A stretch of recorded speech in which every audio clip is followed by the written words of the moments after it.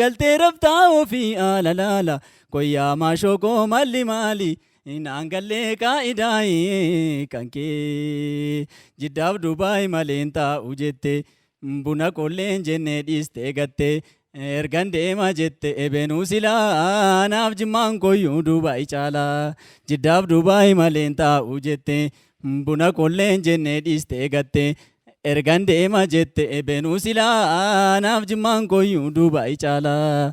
Gibee gama biyya abbaa jifaarii jedhaan warra kee gaafannaani fuula kodhikee dhangalaa'ee anaarraa jigaa'ee mimmaani yaa maashoo koo malli maali naangallee kaa'idaa'ee kan kee yaa maashoo koo malli maali naangallee kaa'idaa'ee kan kee guntonni kee lamaan anaanaana waardiyyaa dhaabbata alalaala.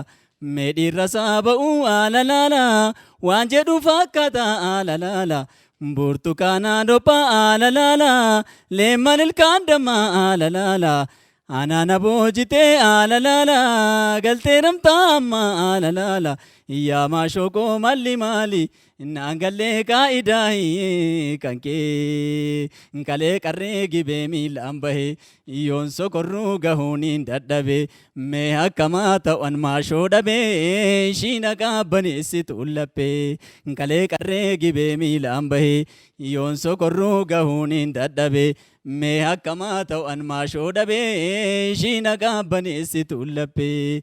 Gibee gama biyya abbaa jifaarii jedhaan warra kee gaafannaani fuula kodhikee dhangalaa'ee anaarraa jigaa'ee mimmaani yaa maashoo koo malli maali naangallee kaa'idaa'ee kan kee yaa maashoo koo malli maali naangallee kaa'idaa'ee kan kee. Humna qabda uumamaan hojjechuu hin dandeessaati garuu hin shaakaltu shaakaluun immoo dirqama. Kanatti itti fufuun barbaada dirqama kooti yoo jette shaakaluu qabda. Rukuttaas iskeelii isa jennu sanis yeroo baay'ee immoo rakkinni kee inni yeroo boqonnaa irratti hin boqottu akkas ta'a sagaleen kee. Kanaaf boqochuu qabda bareechite sirriitti. Kun murteessaadha. Osoo shaakaltee waan gaarii nuuf iddee dhufta marsaasa dhufutti jedhee yaadan akka kiyyaatti. Garuu shaakala hin shaakalamne baay'ee sirraa eegama baay'ee. Keessattuu rukuttaa itti yaaduu qabda. Malee humna qabda hojjechuu hin dandeessa. Ispeeshaalii sirboota kaalcharii ta'an kanarratti bareechitee hojjechuu dandeessa.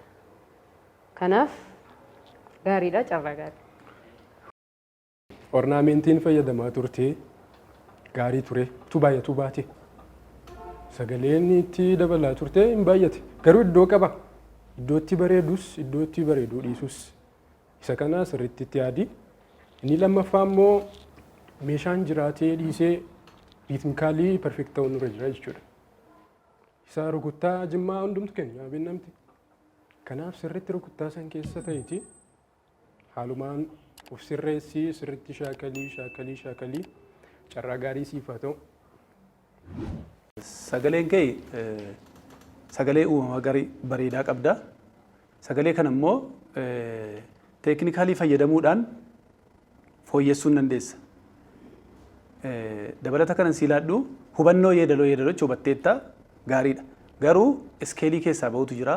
Iskeelii isa jalqabde sanaan miti kan xumurte. Iddoo ta'e tokkotti keessaa baata. Siinsitti beekamuu dhiisuu ni danda'a. Kanaaf teeknikaalii warra ta'an kana fooyyeffadhuuti gara fuulduraatti carraa gaarii siif haa ta'u.